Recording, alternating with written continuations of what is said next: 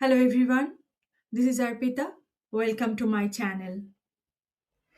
In this video, we are going to explore the merge option in Power Query Editor. And merge has two categories, expand and aggregate. We will explore both the options. Let's go to the Power Query Editor. But before that, let me tell you that if you need this file, then please check the video description and then you will get the GitHub link. From there, you can download this file. Okay. I'm in Power Query Editor. I have already imported some of the data file, and if you want this data set, then please check the GitHub link. From there you can download these data files also. Here we have this one table. Here I have this year and month, this field, then category name, then the count. Then we have this category and short order. Why I need this file? Because if you go to this main table, here you can find it out in the category name. I have staff, resident, visitor, agent. So by default, it will be in an alphabetical order. But I want to create some short order explicitly. Okay, for the display purpose. Then how will you do that one? So just go to this category and short order. Here, if you see, I need to use this transform section and use this first row as the header because my header is not in a proper shape. So I will select these two columns and first row as the header. Then the category name and short order is there. So I want to use the this way the display should be available in my main table. Now let's go to the main table and I will go to this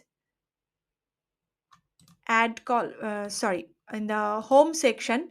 Then click on here, you'll get that two options, merge queries and merge queries as new. So if I select the merge queries, then in the main table itself that the new table will be added, but I want to create another new table based on these two tables. So I will select this merge queries as new, and from here I will select this category short order, category name, then the category name. So here you will find it out, all the options are available, left outer join, right outer join, full outer. So all type of joins are available. So by default I will select this left outer join. Okay, and click on OK. So I'm giving as a merge as a table name. Now here we have two options. One is expand, another is aggregate. For the timing, I will select the expand. Now, in the expand, if you see that I've already added these two columns because I've merged that table. So all those two columns are available under the from that table to my merge table. Okay, so with the category name and short order, but I don't need the category name because it's already available. So I will just uncheck this one. So I will select the short order. Here also you can use the original column name as the prefix. Okay, so it will add this category short order, dot short order, something like that, but I don't want to use that one, so I will just uncheck this one, then click on OK. So the short order is there. Now based on this I can format the data and my data can be displayed accordingly. So if I select this one and just click on short ascending order, so if you see the resident value is in the top, then the staff, then that visitor, then that agent. So based on my requirement is fine. Okay, so this is the merge expand option. Now I will show you how you can use this merge and aggregate option. Okay, so I have two tables, this order product count where I have this order ID and the product count, and in the order cells also I have this order ID and sales value, and that is also date wise. Now I want to aggregate these two tables and I want to display all the options. Okay, so just select on this order product count and let me select this merge queries as new. Now I have this product count. Then I will select the order cells because I want to aggregate this one.